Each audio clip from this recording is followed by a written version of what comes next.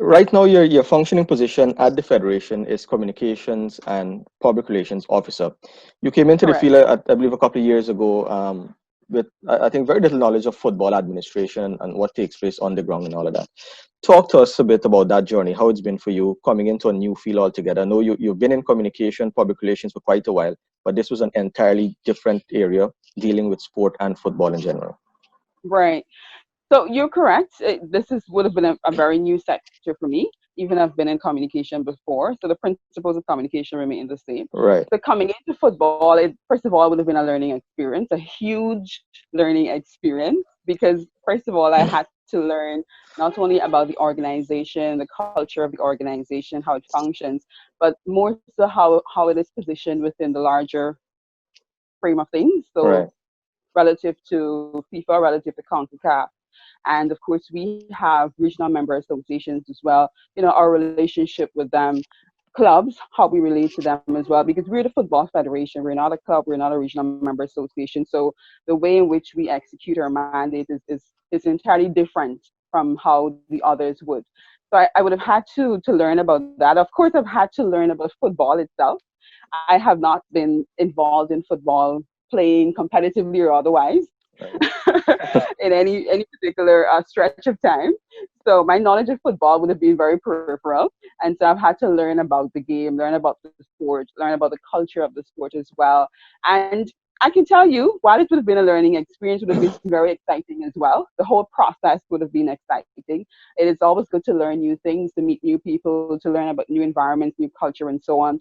So I think the adaptation, the learning process would have been very exciting. We have also been able to come a long way from the time we would have started, because of course when I started we had an entirely new administration, the right. Wayne Forge led administration. So we had started our planning, our implementation, and we have come a long way from the years that I would have been there to now. And I'm very proud of the work that we would have done. So super exciting things would have happened, and that makes the process even more exciting. So I'm happy, and the journey continues, of course. So it's difficult to really capture my time there in one word, Right. but I hope I would have done justice to what All it right. would have been during that period. There is always a talk about gender equality and all these things. You know, as a woman coming into that workforce, you know, football administration has been predominantly a male dominated over the last 100 years of Guyana's football administration. How difficult or how easy was it functioning as a woman in this field?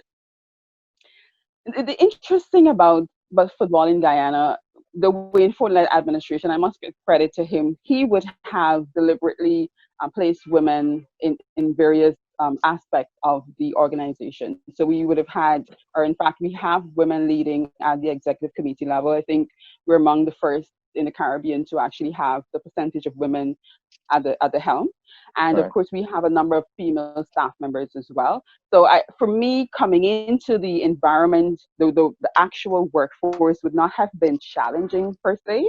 I think my challenge with being placed in the environment really came as a result of, like you would have mentioned, it's a male dominated sport, and the presumption that a male should be in the position. So this gender bias became an issue, Right. which was very clear. People clearly felt that a man should have been the person doing the PR work, because males would have historically been in the position. And in Right. addition to that, the fact that you are a male, the presumption is that you know football, you play football, and you understand what you have to do in terms of the execution of your core scope of work. Right. But I've always said, my position has always remained that my job, my core function at the Football Federation was not to contribute to the technical aspects of football. It was to contribute to the communication aspect, my area of expertise. And so that is what I presented as a base, because that's Right. what I'm comfortable with. That's what I bring to the area. That's what I bring to the discussion. So I've always focused in my area, ensuring that I am consistently performing at a high level.